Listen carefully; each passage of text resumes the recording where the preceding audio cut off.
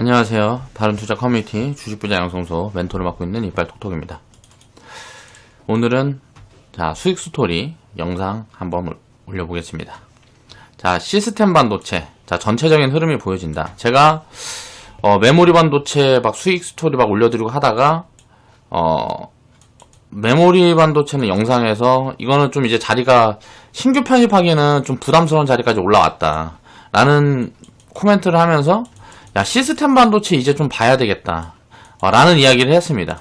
그러니까 원래 제가 작년 한 초까지만 해도 시스템 반도체 쪽에 대해서 좀 부정적이었어요. 그러니까 숫자가 좀 보여지는 기업들이 없고 요런 부분들 때문에 이거는 좀 이게 2년이 걸릴지 1년이 걸릴지 모른다 했는데 제가 생각한 것보다 훨씬 빨리 요런 부분들이 보여져서 2019년도 이제 하반기에는 요런 코멘트들을 자꾸 드렸던 것 같아요. 그러면서 이제 저도 이제 추적을 해서 회원분들이랑 하나 두 개 좀 이제 담아가는 그런 포지션들을 취하고 있는데, 시스템 반도체 쪽은 지금 어떻게 보면 메모리 반도체보다 더 강합니다. 2020년도에 좀 더 강한 흐름들이 보여지고 있고 성장폭이 더 세게 나온다고 보면 될 것 같아요. 메모리 반도체 쪽은 이익이 많이 이제 축소되고 했다가 이제 올라가는 흐름이고, 시스템 반도체는 이미 추세가 시작된 그런 흐름이 좀 보여지고 있어요. 그래서 요게 끝이 어딜지는 모르겠지만 약간은 좀 메모리 반도체 쪽이랑은 흐름이 좀 갈리는 요런 흐름들로 좀 진행될 가능성들이 보여집니다. 그렇게 보고 좀 대응을 하면 될 것 같고요. 그러니까 어차피 가치를 기준으로 놓고 분석을 해가면서 우리가 담아가고 뭐하고 하다 보면 요쪽에서는 반도체 쪽에서는 좀 오래도록 기회가 계속 있을 것 같아요. 그런데 지금처럼 올라와 있을 때는 IT 기업들이 대부분인데, 저는 이제 개인적으로 모듈하고 OLED 같은 경우는 올해 좀 시세가 많이 나오면은 요거는 좀 한 1, 2년 쉬어갈 수도 있다고 생각을 하는데, 반도체 같은 경우는 2021년도에도 굉장히 좋을 가능성이 높다라고 보고 있어요. 그러니까 업사이드는 요쪽이 더 많이 나올 것 같은데, 요거는 그러니까 주가가 좀 버블을 만들면서 미래 실적을 반영해 놓을 가능성이 있다고 보이고, 이 반도체 쪽은 오히려 성장 탄력이 올해보다 내후년에 이제 올해가 해봐야 올해 1월이니까 이제 시작했지만 더 강하게 진행이 될 수 있을 그런 부분들이 보여지는 것 같아요. 그런데 이제 지금처럼 단기적으로 약간 저평가를 많이 해소한 구간이나 요런 구간에서는 조금 이제 신규 편입을 하기는 이제 매력이 떨어지는 것 같고, 좀 눌림을 기다려서 공략을 해봐야 되는 게 아닌가 라는 관점으로 보고 있습니다. 일단 AD 테크놀로지라는 기업을 한번 이제 이야기를 해보고요. 그 수익 스토리 진행을 해보겠습니다. 6대장님 보니까 지금까지 수익 인증 올려주신 분들 중에서는 1등인 것 같아요. 11,350원에 편입을 하셔서 26,350원에 오늘 이제 매도가 나간 것 같아요. 물론 이제 분할 매도겠죠. 그리고 132% 수익률 찍혔고, 코멘트를 읽어보면 수익 감사드리고 마음이 한결 가볍네요. 초반엔 주가 따라 멘탈도 오르락 내리락 하다가 이제는 좀 무덤덤하네요. 그러고 보면 잘 쫓아가고 있는 듯 합니다. 항상 노고에 감사드립니다.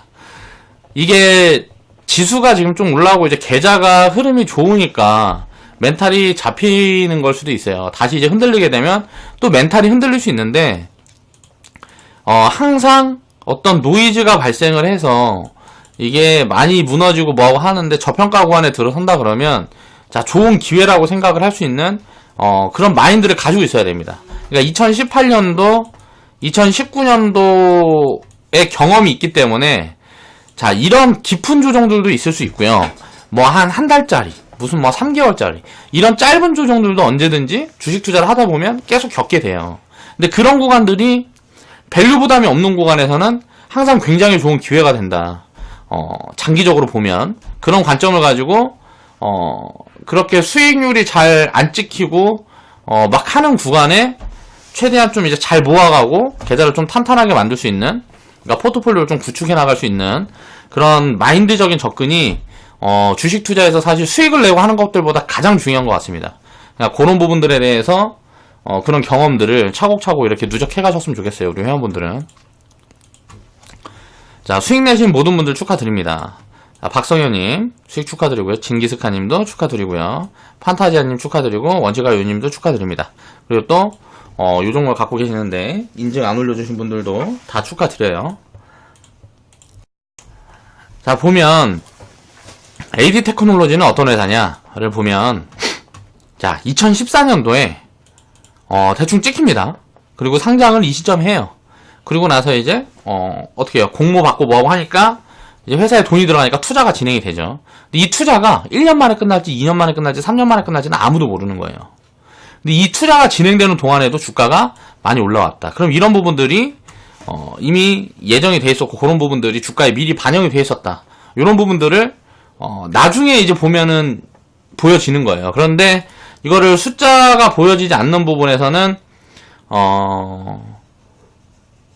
이거는 그러니까 예측에 관한 매매인데, 저는 시스템 반도체 부분에 대해서는 그런 좀 전망에 대해서 이게 언제일지 모르겠다라는 그런 게 있었어요. OLED라든가 실적이 찍히지 않고 카메라 모듈 같은 경우는 미리 담아갈 때 그런 부분들에 대해서 내가 이제 공부량도 돼 있었고 하다 보니까 그렇게 미리 편입들을 막 해가서 지금 이제 숫자가 보이는 구간에 그냥 보유하고 가는 그런 포지션들이 나오는데, 요 종목 같은 경우는 2017년도부터 거의 한 500% 정도 올라와 있는데, 우리는 지금 이제 100%니까 굉장히 짧게 먹은 거죠.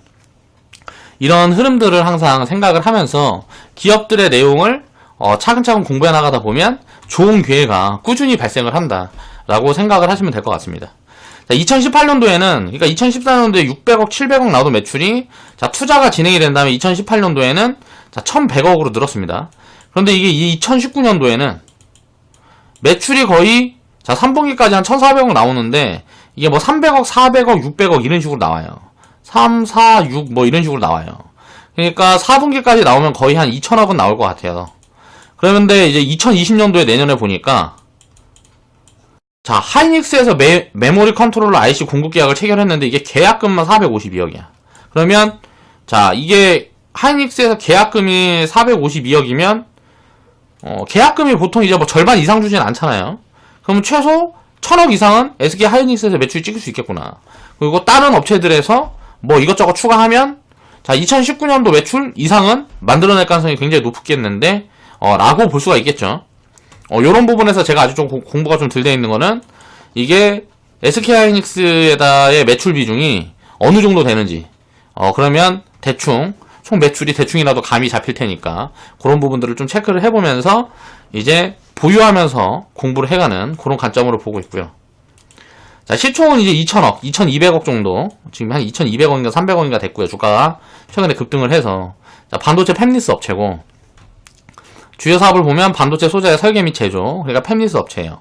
자, 시스템 반도체 시장의 ODM, 자, 제조자 개발 생산 업체다라고 보면 될 것 같고, TSMC 기반으로, 이게 파운드리 업체 1등 업체죠. 이제 대만 업체인데, 자, TSMC에 맡기나 보죠. 그런 걸 맡겨서 시스템 반도체 칩을 이제 개발을 해서, 자, TSMC에다가 맡겨서 생산을 하는, 고래에서 이제 매출 비중이 보면 모바일이 72%, 자, 빅데이터가 16%, 사물 인터넷이 2%. 근데 좀 이런 게 보면은 난 좀 잘 모르겠는 게, 우리나라에 보면 삼성 같은 기업이 있는데, 삼성도 파운드리 업체가 이제 삼성도 파운드리 사업을 하고 있으니까, 그럼 우리나라 회사인데 왜 삼성에 맡기질 않을까라는 부분들이 좀 잘 이해가 되질 않아요. 왜 삼성에다 안 맡기고 TSMC에다 맡길까? 이런 부분들도 좀 내용을 좀 세부적으로 공부를 해보면 무언가 좋은 투자 포인트 같은 게 나올 것 같아요. 그러니까 삼성이 뭐 안 받는 건지 안 받을 리는 없겠죠. 그런데 왜 TSMC에다가 굳이 다른 나라에다 맡겨서, 이렇게 맡겨서 생산하는 게 더 싸다든가 뭔가 이유가 있겠죠. 이런 부분들을 좀 공부를 해보면, 자, 또 다른 아이디어가 나올 수 있지 않을까라는 생각이 좀 듭니다. 팍하고. 자, 이제 매출 구성을 보면 모바일이 72%죠. 그러면 휴대폰 쪽 비중이 굉장히 많다는 거죠. 자, 이게 뭔지도 이제 체크를 해봐야 되겠죠. 그리고 빅데이터 사물 인터넷. 자, 빅데이터 사물 인터넷 같은 경우가 이제 앞으로는 굉장히 커져갈 가능성이 높겠다라고 저는 개인적으로 생각을 하고 있습니다. 그래서 매출 구성 같은 경우도 모바일 비중이 이 높은 부분들이 얼마나 줄어들면서 다른 쪽 매출이 증가를 하는지, 이런 것들을 이제 체크 포인트로 놓고 기업 내용을 분석을 해가면서 이제 보유하고 있는 그런 종목이니까 그러면서 보면 될 것 같아요. 자, 보면 편입 시점이 정말 운이 좋았습니다. 기가 막힌 데서 샀다가 아니고 정말 운이 좋았던 것 같아요. 이거는 제가 올해 초부터 지켜보고 있었던 종목인데 여기에서 이제 발견을 했어요. 처음에 요 종목은 이제 발견을 했을 때 여기 어디 구간에서 이제 발견을 했습니다. 자, 눌려라 하고 있다가 요 자리에서 원래 샀어야 되는데 이 자리에서 매수 사인이 나갔어야 되는데 잊어먹었어요. 이 종목을 잊어먹어가지고 기다렸다 또 올라오니까 그때 샀어야 되는데 하고 있다가 여기 눌려서 기회가 왔다 하고 사인을 드린 거예요. 주식 부채 양성소에다 이제 매수 사인 내고. 그런데 그리고 나서 그 주 금요일날 이제 편입을 하려고 봤는데 갑자기 그 다음날 뭐 10%씩 폭락하고 이렇게 하락이 더 만들어져서 자, 바른투자 커뮤니티 같은 경우는 더 싸게 샀죠. 이런 부분들이 하락이 크게 나왔을 때 뭐 때문에 이렇게 빠질까 하고 좀 찾아봤는데 별게 없더라고요. 그래서 야, 이거 좋은 기회다 하고 샀더니 야, 진짜 딱 바닥을 잡아버렸네. 단기 바닥을 딱 잡아버렸죠. 그래서 요 정도 올라오니까 지금 한 달에서 한 달 반 만에 빠르게 좀 수익이 어느 정도 만들어지는. 근데 이 종목은 이제 밸류 체크가 성장을 급하게 하고 있는 구간이기 때문에 밸류 체크가 쉽지가 않아서 일단 변동성이 심할 것 같아서 자, 편안하게 체크해놓고 보유를 하자라는 관점에서 이제 사인을 드린 거고요. 좀 한참 더 올라갈 수도 있지 않을까라는 생각도 해봅니다. 그러니까 좀 고밸류 시스템 반도체 이쪽이 좀 고밸류를 입혀가면서 올라갈 수도 있는 그런 섹터군들이기 때문에 성장 가치가 굉장히 좀 크게 보여지는 섹터군이기 때문에 일단 챙겨놓고 좀 오래 보유를 해갖고 가는 게 좋을 것 같고요.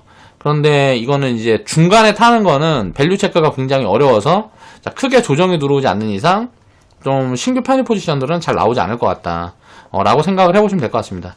아직 주식 부재 양수 회원분들은 지금 한 90% 정도 될 것 같은데 내일 만약에 27,000원 넘어가고 하면 자, 100% 구간에 또 이제 주식 부재 양수 회원분들도 일단 좀 챙겨놓고 자, 보는 게 좋을 것 같습니다. 보면 자, 대장 흐름이 이제 2019년도에 확인이 됐어요. 네페스 테스나. 얘네들이 어떻게 보면 자, 1차 파동의 대장이고 제가 지금 이제 2차 파동이라고 이야기를 하는 이유는 뭐냐면 지금 보면 어때요? 1차에서 세게 올라갔던 애들보다 자, 지금은 세게 올라가는 종목이 바뀌고 있죠. 요런 흐름이 진행이 될 때는 이걸 이제 섹터 내 순환매라 그럽니다. 저는 이제 그렇게 이야기를 하는데 섹터 내에 자, 수급이 먼저 쏠리는 애들이 항상 있어요. 1번 말.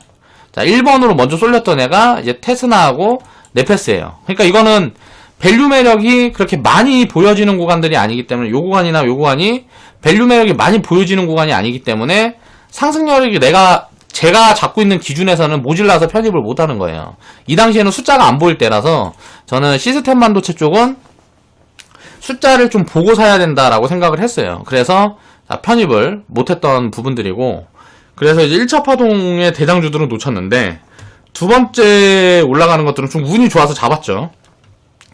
주식 투자하면서는 항상 생각해봐야 되는 게 요런 구간은 뭐예요? 예측의 영역이에요.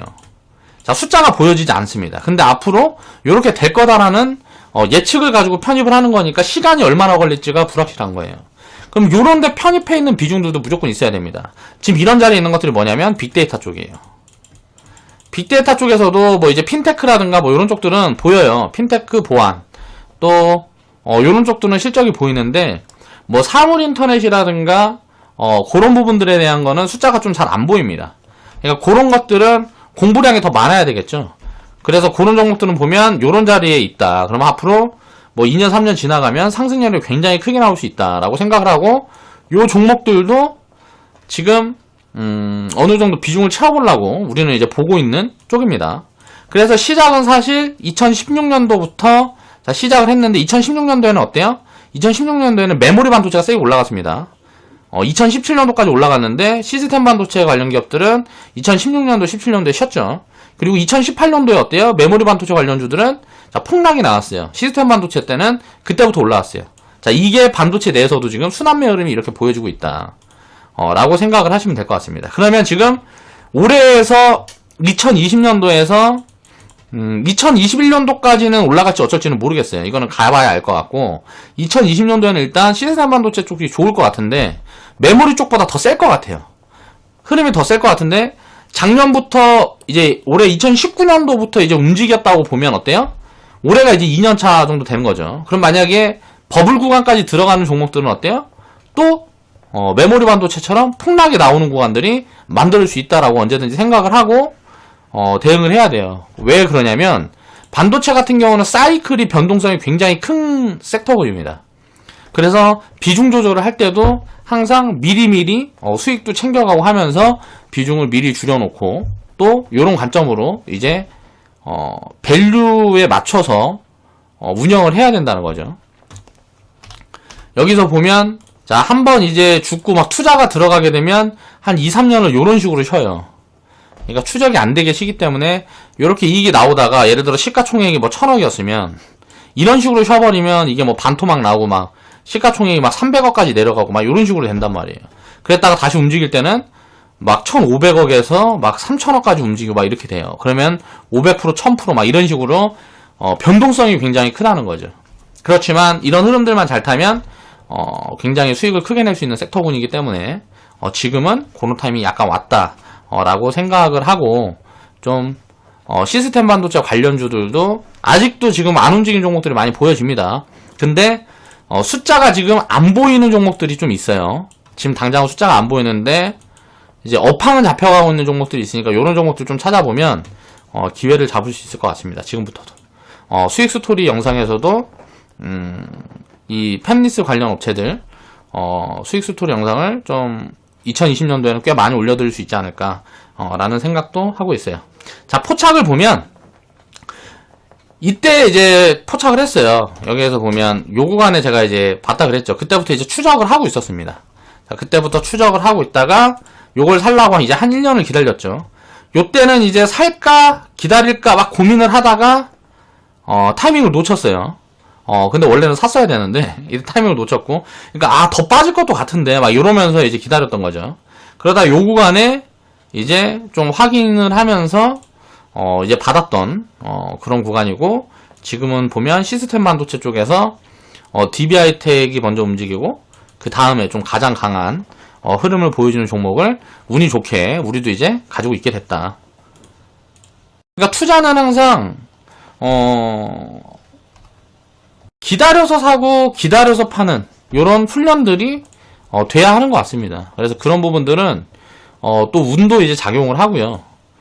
이런 기회들을 자꾸 이제 찾아내고 수익을 취하고 하려면 당연히 기회를 늘려갈 수 있는 방법론에 대한 고민을 해야 되겠죠. 그러니까 저는 개인적으로는 내가 분석할 수 있는 양을 최대치만큼의 많은 종목들을 보유를 하는 게 좋다고 생각을 해요. 이게 리스크는 낮추고 수익률은 더 키울 수 있는 오히려 공격적인 투자법이라고 생각하는데, 자, 그 공부의 양이 자기가 이제 공부의 양이 허락되는 만큼의 자, 비중을 운영을 해야 되기 때문에 최소 20개에서 30개. 저는 20개, 30개보다 저는 최소 50개는 보유를 해야 된다고 생각을 합니다. 투자를 할 때는 그래야. 왜냐면 자, 상장 폐지라든가 어떤 뭔가 리스크를 만났을 때 내가 내 계좌에서 2% 정도의 비중은 그렇게 크게 신경 쓰지 않고 심리적인 고통을 크게 겪지 않고도 해칭할 수 있는 비중이라고 생각을 해요. 근데 20개 정도 되면 한 계좌 비중이 5% 정도만 어떻게 잘못되고 이런 게 만약에 2개, 3개가 연속으로 나와버리면 이 멘탈 관리하기가 굉장히 힘들다고 생각을 합니다. 일반인들 같은 경우에는 투자의 경험이 막 굉장히 오래되지 않은 분들은. 그렇기 때문에 저는 이제 비중을 최대한 요 정도 이상의 종목 수는 운영을 하는 게 좋다고 생각을 하고요.